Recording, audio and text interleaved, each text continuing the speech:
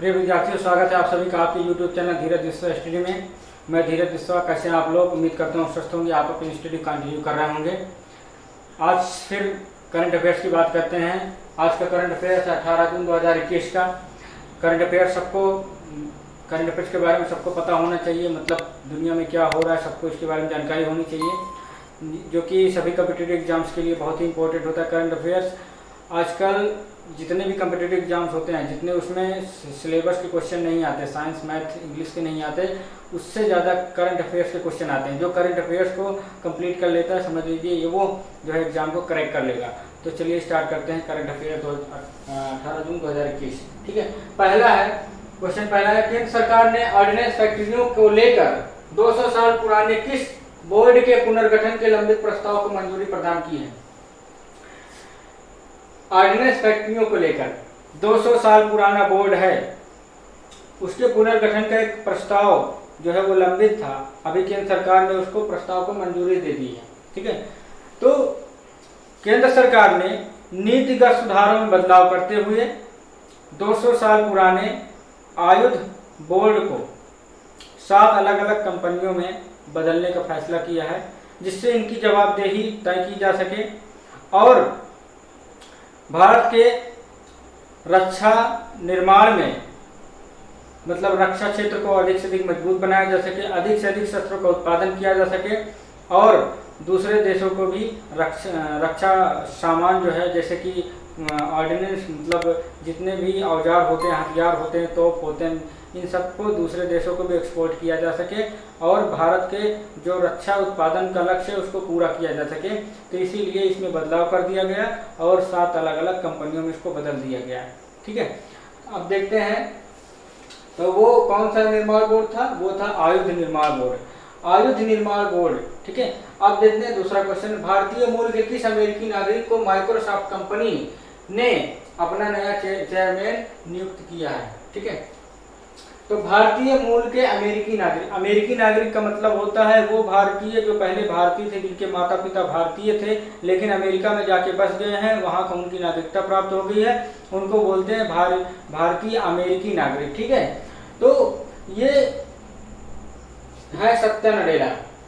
सत्या नडेला जो है पिछले 7 साल से कंपनी के CEO के रूप में काम कर रहे हैं और उनके कार्यकाल में कंपनी के जो शेयर्स हैं, माइक्रोसॉफ्ट कंपनी के जो शेयर्स हैं, वो जो है 7 गुना से अधिक उनमें इजाफा हुआ है। मतलब उनके शेयर में उनका वैल्यू बढ़ा है, उनका महत्व बढ़ा है। और बात करते हैं सत्या नडेला के बारे में, तो सत्या नडेला जो है हैदराबाद के रहने वाले हैं। इनका जन्म 1967 में हैदराबाद में हुआ था। तो इस तरीके से माइक्रोसॉफ्ट ने इन्हें अपना चेयरमैन नियुक्त कर दिया है और वो है सत्या नडेला। क्वेश्चन नंबर 3 है, विश्व मरुस्थलीकरण और सूखा रोकथाम दिवस कब मनाया जाता है? मतलब किस दिन मनाया जाता है? विश्व मरुस्थलीकरण और सूखा रोकथाम दिवस जो है वो मनाया जाता है 17 जून को।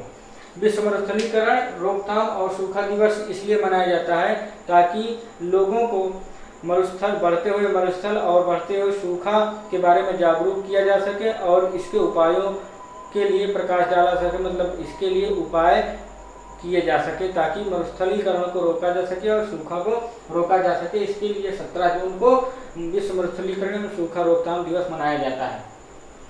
क्वेश्चन नंबर 4 है, अमेरिका के राष्ट्रपति जो बाइडेन ने कनेक्टिकट के संघीय न्यायाधीश पद के लिए निम्न में से किस भारतीय अमेरिकी अधिवक्ता को नामित किया है?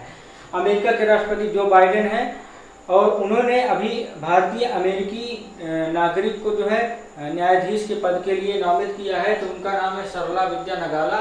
सरला विद्या नगाला ने 2005 में स्टैनफोर्ड यूनिवर्सिटी से लॉ की डिग्री ली थी और वो प्रैक्टिस कर रही थी न्यायालय में। तो उनको जो है अब जो है कनेक्टिकट के संघीय न्यायाधीश के रूप में उनको नॉमिनेट कर दिया गया है जो बाइडेन के द्वारा। तो उनका नाम है सरला विद्या नगाला। चलिए देखते हैं नेक्स्ट क्वेश्चन। चलिए देखते हैं क्वेश्चन नंबर 5 क्या है। यूनाइटेड किंगडम और किस देश ने 15 जून 2021 को एक मुक्त व्यापार समझौते पर हस्ताक्षर किए? यूनाइटेड किंगडम मतलब ब्रिटेन और किस देश ने 15 जून 2021 को एक मुक्त व्यापार समझौते पर हस्ताक्षर किया है? तो ऑप्शन ए है जापान, ऑप्शन बी ऑस्ट्रेलिया। तो ऑप्शन बी ऑस्ट्रेलिया सही है। यूनाइटेड किंगडम ने ऑस्ट्रेलिया के साथ 15 जून 2021 को एक समझौता किया, मुक्त व्यापार समझौते का समझौता किया, जिससे व्यापार पर टैरिफ को कम किया जा सके और अधिक से अधिक व्यापार को बढ़ावा दिया जा सके। यूरोपीय संघ से अलग होने के बाद ब्रिटेन ने यह समझौता किया था, अब इसको लागू किया गया है और यूनाइटेड किंगडम जो है पूरी दुनिया में अपने संबंधों को इसी तरीके से विस्तार दे रहा है। क्वेश्चन नंबर 6 है, महाराष्ट्र सरकार ने कोविड-19 के कारण अनाथ हुए बच्चों के लिए कितने लाख रुपए देने की घोषणा की है? महाराष्ट्र सरकार की महिला एवं बाल विकास मंत्री यशोमती ठाकुर ने ये घोषणा की कि जिन बच्चों के माता पिता कोविड-19 के कारण मर चुके हैं या जो बच्चे अनाथ हो चुके हैं, चाहे माता पिता में से माता की डेथ हो गई हो या पिता की डेथ हो गई हो, तो उन बच्चों के नाम से महाराष्ट्र सरकार 5 लाख रुपए की फिक्स डिपॉजिट जमा करेगी और उस बच्चे को हर महीने 1125 रुपए मासिक भत्ता भी देगी। तो इस तरीके से कितने लाख रुपए देगी? 5 लाख रुपए जो है महाराष्ट्र सरकार जो है बच्चे के नाम से फिक्स डिपॉजिट कर देगी।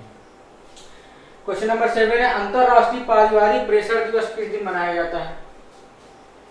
अंतरराष्ट्रीय पारिवारिक प्रेषण दिवस किस दिन मनाया जाता है? तो यह मनाया जाता है 16 जून को। अब हम बात करते हैं कि अंतरराष्ट्रीय पारिवारिक प्रेषण दिवस मनाया क्यों जाता है।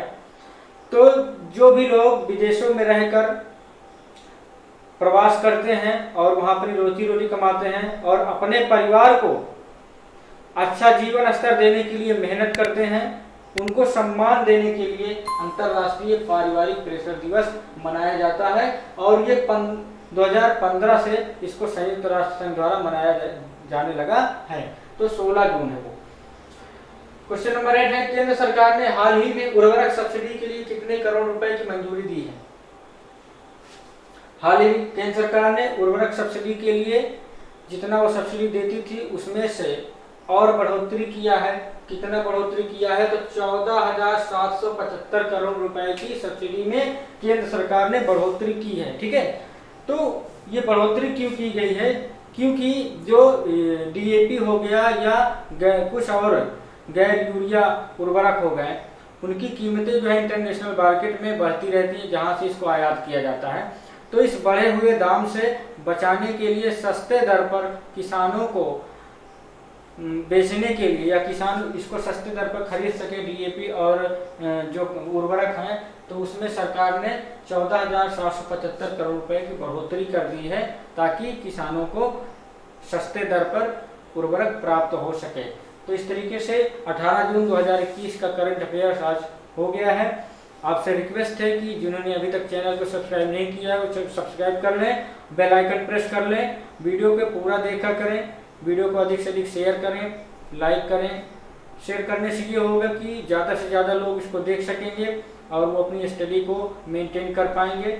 और से लाइक करने से ये होता है कि मेरा मोटिवेशन बढ़ता है, मुझे प्रेरणा मिलती है कि हाँ लोग पसंद कर रहे हैं। तो मुझे आपसे यही कहना था। चलिए मिलते हैं अगले करंट अफेयर्स के साथ। तब तक के लिए जय हिंद।